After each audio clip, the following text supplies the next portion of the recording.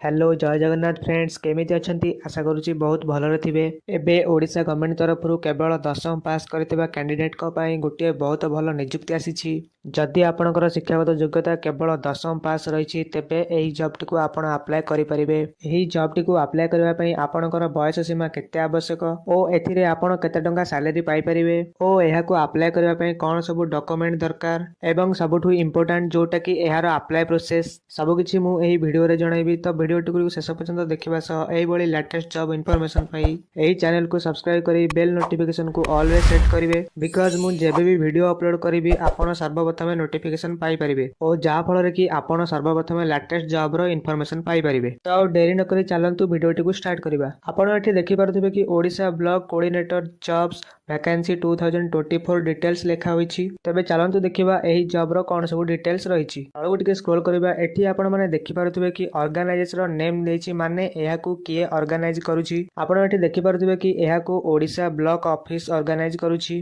तापरे name post रे अछि faculty support staff assistant and block level coordinator माने एसो हेउछि। एही जॉब टिरो विभिन्न पोस्ट नेम गुड़िक आपण एही जॉब टिरो एप्लिकेशन फॉर्म को फिलअप करबा समय रे एही मध्यरु जेकोनोसी गोटे को सिलेक्ट करबा को पड़िबो एवं सही फॉर्म टी केउठु पाइबे ओ किपरि याकू निर्भुल भाबरे फिलअप करिवे सब किछि मु एही वीडियो रे कहबी। सो वीडियो को केयरफुली देखु थांतु। देखंतु तापर अछि एप्लिकेशन मोड रहइबो उभय ऑनलाइन एवं ऑफलाइन। तापर अछि हु कैन अप्लाई। आपण एठी देखि पारुथिबे कि आपण जति केवल ओडिसा नागरिक अटंती तेबे आपण एही जॉब टी को अप्लाई करि परिबे। तापर अछि प्लेस ऑफ पोस्टिंग आपणकर पोस्टिंग ओडिसा रे ही हेबो। तापर एठी देछि यार लास्ट डेट आपण माने एठी देखि पारुथिबे कि एही जॉब रो अप्लाई रो शेष तारिख हेउछि डिसेंबर मास 22 तारिख। तबे मु आपण को गोटे रिक्वेस्ट करबी कि जमारो भी देरी न करी शीघ्र याकू अप्लाई कर दियंतु ओ एही वीडियो रो शेष रे मु अप्लाई रो पूरा प्रोसेस बतै देबी विथ स्टेप बाय स्टेप। सो बिल्कुल भी वरीड होंतुनी वीडियो को शेष पर्यंत देखु थांतु सब किछि जानि परिबे। तापर अछि gender both male and female याकू अप्लाई करि परिबे।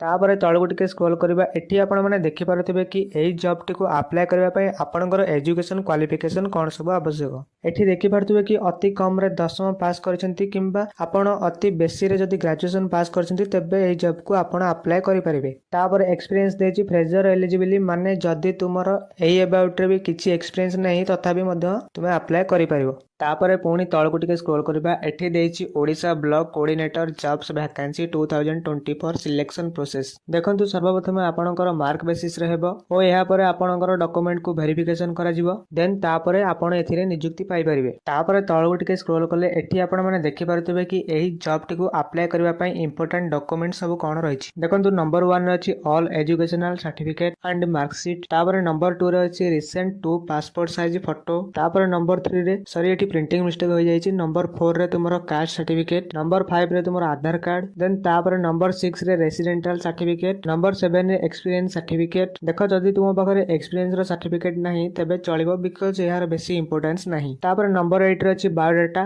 बायोडाटा कोन ता हम वीडियो रो शेष रे कहबी एवं सभा शेष रे बा नंबर 9 रे अछि तुमरो वोटर आईडी कार्ड। एही जॉब टिको अप्लाई करबा पई एबे ठरु ही डॉक्यूमेंट गुडी को साइड करी रखि थांतु। एबे टिके तळको स्क्रॉल करबा। एठी आपण माने देखि पारुथिबे कि एहार स्टार्ट डेट ऑलरेडी स्टार्टेड एवं लास्ट डेट देछि डिसेंबर मास 22 तारिख। तापर तळो टिके स्क्रॉल करले एठी देछि पोस्टल एड्रेस। देखंतु आपण एप्लिकेशन फॉर्म को फिलअप कर सरबा परे एही एड्रेस रे आपण को सही फॉर्म टी एवं डॉक्यूमेंट गुडी को ऑनलाइन किबा ऑफलाइन द्वारा पठै परिबे। याकू किपरि करि परिबे ता हम वीडियो रे कहबी। सो वीडियो को शेष पर्यंत देखंतु। तापर पुणी तळो टिके स्क्रॉल करबा। एठी देछि यार मिनिमम एज 21 वर्ष एवं मैक्सिमम एज 45 वर्ष। जदि आपण को बयस एही मध्य रे आसुची तबे आपण एही जॉब टी को अप्लाई करि परिबे। एहा तो थिला सब एलिजिबिलिटी क्राइटेरिया एही जॉब अबाउट रे। तो एबे चलांतु देखिबा यार अप्लाई प्रोसेस जानिबा पूर्व जदि आपण ऑनलाइन बिजनेस करी किछि टंका इनकम करबा पई इंटरेस्ट अछंती तबे मु आपण गोटे कथा कहि देबा को चाहे कि एथिरे आपण को मिनिमम 512 टंका इन्वेस्ट करबा पई पड़िबो और जदि आपण 512 टंकार पैकेज बाय करूछंती तबे आपण को डेली 400 टंका और जदि 1050 टंकार पैकेज बाय करूछंती तबे आपण डेली 850 टंका एवं जदि आपण 2299 टंकार पैकेज बाय करूछंती तबे आपण को डेली 1750 टंकार इनकम स्टार्ट करि परिबे। जदि आपण माने इंटरेस्ट अछंती तबे स्क्रीन रे शो करथबा व्हाट्सएप नंबर रे मते हाय मेसेज करि दियो देन तापरे मु सब प्रोसेस बतै देबी। तो एही जो फॉर्म आपण माने देखुछंती एहा होची एही जॉब रो बायोडाटा फॉर्म जहा कि तुमरो डॉक्यूमेंट रे आवश्यक। एही फॉर्म को आपण निर्भुल भाबरे फिलअप करिवे। जदि किछि भूल भाल करंती तबे आपणकर फॉर्म टी रिजेक्ट होई जिवो। देखंतु एहा को आपण किपरि फिलअप करिवे। देखो मु जेमिति स्टेप बाय स्टेप बतौची आपण सेही भली ही फिलअप करिवे ओ एही फॉर्म टी मु केउठु पाइली एवं फॉर्म टी फिलअप कर सरा परे आपण को केउठि डिपॉजिट करबा पई पड़िबो ताहा भी मु वीडियो रे जणैबी सो वीडियो को शेष पर्यंत देखुथांतु। तो एठी देछि नेम एठी आपणकर नाम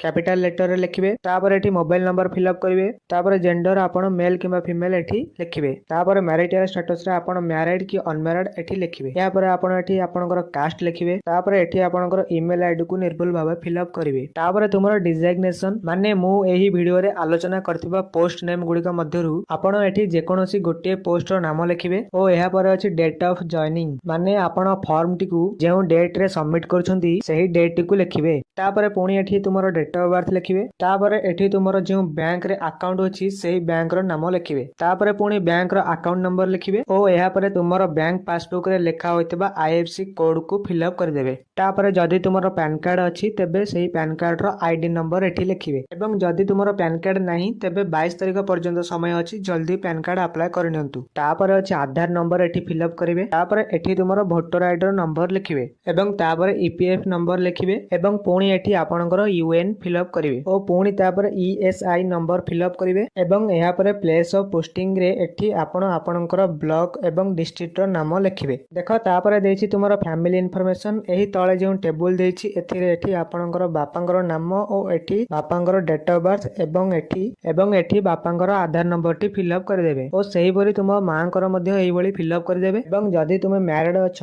तेबे एठी आपनकर हस्बैंड किमा वाइफ को नाम तापर date of birth and Aadhaar number fill up कर नेबे तेबे एठी पुणी तळे जेउ टेबल टी देछि एठी जदी आपनकर किछि चिल्ड्रन अछंती तेबे एठी आपण सेही अनुसार फिल अप कर देबे तापर तळउ टिके स्क्रॉल करिबा एही जेउ टेबल अछि एथिरे आपनकर एजुकेशनल क्वालिफिकेशन फिल अप करिवे एठी देछि एग्जामिनेशन 10th बोली तापर एठी आपण केउ वर्ष दशम पास करछंती सेही वर्ष टी को लिखिबे तापर टोटल मार्क जगह रे एठी 600 बोली लिखिबे एवं तापर एठी 600 रु जति की मार्क रखिछ सेही मार्क टी को लिखिबे तापर एठी मार्क परसेंटेज लिखिबे एवं पुणी एठी आपनकर स्कूल रो नाम लिखिबे सेही अनुसार अलगा किछि जदी क्वालिफिकेशन तमर थाए तेबे सेही अनुसार फिल अप करनेबे तापर पुणी एठी जेउ टेबल देछि आपण एही टेबल रो लेफ्ट साइड रे प्रेजेंट एड्रेस एवं राइट साइड रे परमानेंट एड्रेस फिल अप कर देबे जदी आपनकर दुईटी जाक एड्रेस समान तेबे आपण सेम टू सेम दुईटी जगह रे फिल अप कर देबे तापर एठी देछि डिक्लेरेशन एही जेउ लेफ्ट साइड रे आपण प्लेस और डेट फिल अप कर देबे एवं राइट साइड रे आपण निजर गोटे सिग्नेचर मारि देबे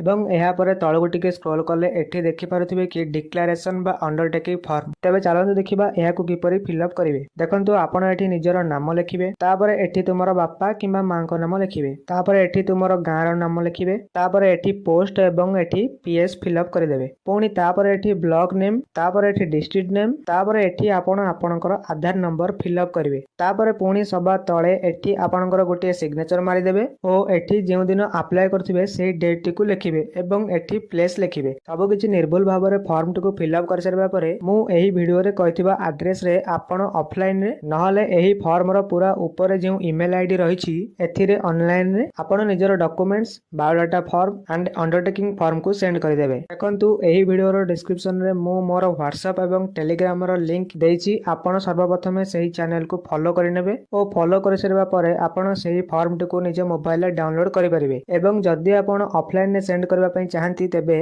आपण एही फॉर्म रो प्रिंट आउट काढी फिल अप करि नेबे ओ वीडियो रे कहितबा एड्रेस रे डिपॉजिट कर नेबे वर्तमान तो वीडियो टी शेष हो जायछि आई होप कि आपण माने सब किछि बुझि सारथिबे जदी भी किछि डाउट रहिछि तबे मते कमेंट रे जणांतु आउ हां आपण केउ जिल्ला रो बिलोंग करछंती सेटा भी मते कमेंट रे जणांतु जदी सेही जिल्ला रे किछि वैकेंसी थाए तबे मु नेक्स्ट वीडियो रे निश्चय आनी करी आसीबी तो वीडियो टी जदी भल लागिछि लाइक करबा संगे संगे शेयर करबा को जमारो भी भूलिबेनी आज पई एतिकी रहइली धन्यवाद जय जगन्नाथ।